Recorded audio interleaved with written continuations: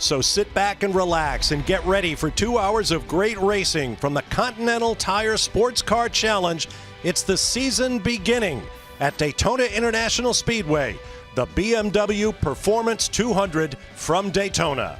Remember all the men and women that served our country with Corporal Singer. It's time to go racing.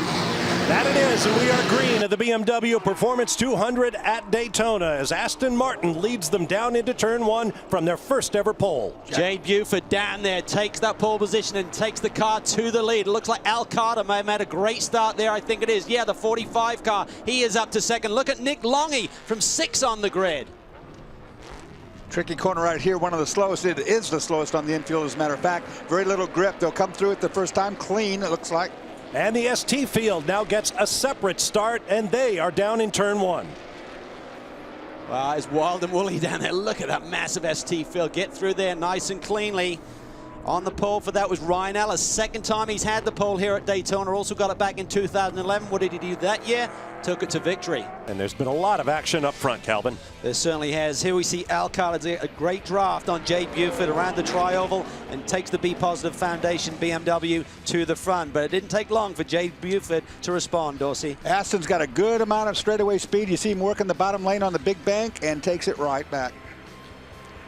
And behind him, you see Nick Longy in that blue and yellow Porsche. He'd had enough of everything. He wanted a taste of the lead, and he got it through the tri-oval down into turn one. Then we see the action getting really tight. Dorsey down in turn one. Al Carter getting very aggressive there. There was half a gap. He tried to force that BMW through it. See Ray Mason there having a little argy-bargy. That was rude. That was. Got a full course yellow as a result of all that. First one. Then under yellow after all wave around where these ST cars are trying to catch up to the main pack. David Tellenius had a massive accident going through the kink doors. We'll update Tellenius' problem. We've got problems. Rum bum spun around backwards. I saw contact 3 cars. That was our leader. That was our leader. So as they went to green, there was some contact there. I think Al Carter's involved in the 45 machine doors. Is that the car? Yes, yeah, the 45's got damage. I think he got into the back at the start. I didn't get to see it. I saw 3 cars going, though. Classic accordion here. Yep, absolutely. Yep, everybody backs up. Oh, and he clipped him. He tried to get the jump.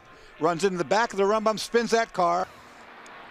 Well, they work on that. Here's the lead change as the 2 Aston Martins go by the Camaro. Yeah, they double drafted each other, and right by they go. Look at that teamwork. That was pretty cool. Look at Marcel really deep on the brakes. Can he tuck it in there? Great job. Very good job. Awesome. Oh, something bad happened right there. I don't know where it is. That looks like engine might have let go on this one. Oh, probably for no. 2 of the major BMW teams. Different classes, of course, but this is devastating. We talked about Daytona digging a big hole in points. Boy, this is one of our championship favorites, previous champion here. And that looks also engine related. It looks like it's puffing hard out the exhaust. Fraser Wellen in a Had Porsche. to be turn one because that's the only place you can do that. Big ride. Took a huge Came ride. across the grass and took out the pylon. Didn't get a chance to talk with Jack about what his mental frame would be after an injury like that. Well, he just did it for us. It's not bothering him a bit, apparently. And there you see Billy Johnson going for the lead in that car, ahead of David Empringham and Spencer Papelli, now in 3rd place in the 38 Porsche. Oh, Big something lockup. broke. That blew up. He's parked it there. That's why it's not going. He got it under control, and he just did the right thing and kept it off the racing surface. And the green flag waves. We are back to racing at Daytona. Billy Johnson got a good jump that time. They're allowed to go now when the pace car drops to the apron. And Billy opened up about a 2-car length lead. And Spencer's got a couple of lap cars in the mix there before he can start to attack on Billy Johnson. So Billy Johnson's going to take advantage of this situation, try and gap himself to the other GS front runners. Let's see what happened to Scott Maxwell now in the Aston Martin. He's got front end damage now. Well, just got into traffic. There's the front end damage right there.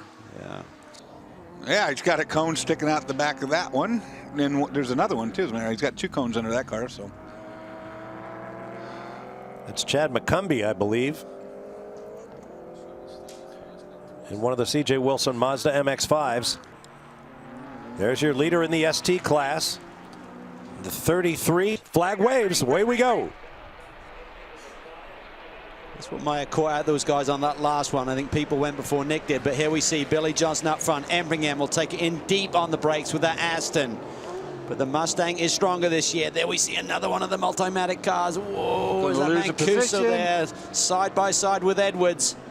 Edwards gives him some room. Good, clean racing there. There's the battle in the ST class. Kazaroff versus Eversley.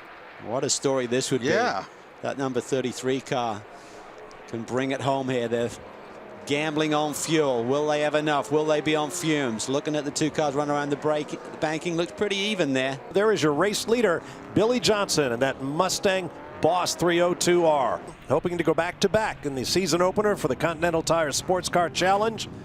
Seems to have things well in hand. Down to the line comes Billy Johnson, and he and Jack Rouse Jr. will take the victory in GS and overall at the BMW Performance 200. This second place thing's going to get really hot and heavy. Got him at the line here. Draft is working full right now. I think LaFuse is going to make him go the high side this time. That's the traditional slingshot. Now he blocks.